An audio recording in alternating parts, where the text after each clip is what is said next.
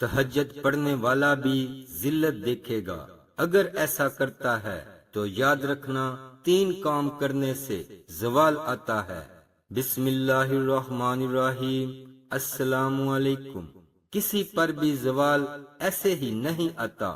3 کام جو کرے گا کبھی عزت نہ دیکھے گا، اور 3 کام جو کرے گا کبھی ذلت نہ دیکھے گا۔ جو جھوٹ بولتا ہے، جو ظلم کرتا ہے، جو دھوکہ دیتا ہے، جو جھوٹ بولتی ہے، جو ظلم کرتی ہے، جو دھوکہ دیتی ہے، عزت کے خواب دیکھنے چھوڑ دے۔ دونوں جہانوں میں ذلت اس کا مقدر ہے۔ قوم ہو، فرد ہو، عورت ہو، مرد ہو، اگر وہ ظالم ہے، جھوٹ بولنے والا ہے، دھوکہ دینے والا ہے، رب کائنات کی قسم اسے ذلت کے سوا کچھ نہ ملے گا۔ جو سچ بولتا ہے، جو عدل کرتا ہے، جو دیانتدار ہو، اس کے لیے عزت مقدر ہو گئی۔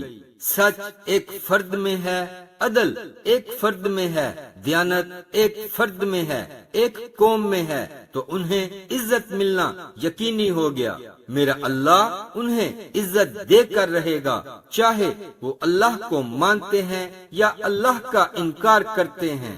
آگے آخرت کا مسئلہ الگ ہے۔ یہاں کوئی بھی فرد ہو، قوم ہو، قبیلہ ہو، کوئی بھی مذہب ہو، چاہے پتھر کا پجاری ہو یا آگ کی پوجا کرتا ہو، جو بھی سچ بولتا ہے، ظلم نہیں کرتا، دیانتدار ہے، اللہ کی قسم اللہ اسے عزت کی زندگی دے گا۔ رات کا تہجد گزار، دن کا روزے دار، کہیں ظلم کرتا ہے، کہیں جھوٹ بولتا ہے، کہیں دھوکہ دیتا ہے، ذلت اس کے ماتھے پر لکھ دی جائے گی۔ موت کے بعد کی ذلت بھی اس کے ساتھ اٹھے گی۔ تو میرے اللہ کو راضی کرو۔ کیسے؟ کبیرہ گناہوں سے بچ کر، اس کے سامنے سر کو جھکا کر۔ دوسرا کام، اللہ کے بندوں کے ساتھ معاملہ کرو۔ سارا معاملہ اس حدیث میں بتا دیتا ہوں۔ صرف 2 کام کر لو، ساری دنیا کے محبوب بن جاؤ گے، تمہارے گھر جنت بن جائیں گے، میاں بیوی میں محبت قائم ہو جائے گی، ساس بہو میں محبت ہو جائے گی، باپ بیٹے میں محبت ہو جائے گی، ماں بیٹی میں محبت ہو جائے گی، بھائی بھائی میں محبت ہو جائے گی۔ 2 کام کر لو، ان 2 کاموں میں سب کچھ چھپا ہوا ہے۔ اب آپ کو حدیث بتاتا ہوں۔ ایک مرتبہ معاذ بن جبل نے کہا، یا رسول اللہ، کوئی جنت میں جانے کا راستہ تو بتائیں۔ میرے نبی کریم صلی اللہ علیہ وآلہ وسلم نے فرمایا، بہت بڑی بات تم نے پوچھی ہے۔ فرمایا، معاذ، نماز پڑھنا، روزہ رکھنا، زکوٰۃ دینا اور حج کرنا۔ پھر میرے نبی کریم صلی اللہ علیہ وآلہ وسلم نے فرمایا، اب اگر تو چاہے تو جنت کے دروازے بتاؤں؟ کہا، جی ضرور بتائیں۔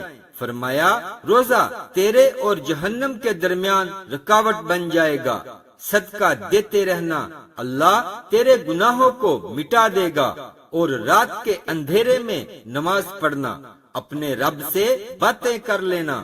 پھر میرے نبی کریم صلی اللہ علیہ وآلہ وسلم نے فرمایا، اے معاذ، اب میں تمہیں سارے دین کا خلاصہ بتاؤں؟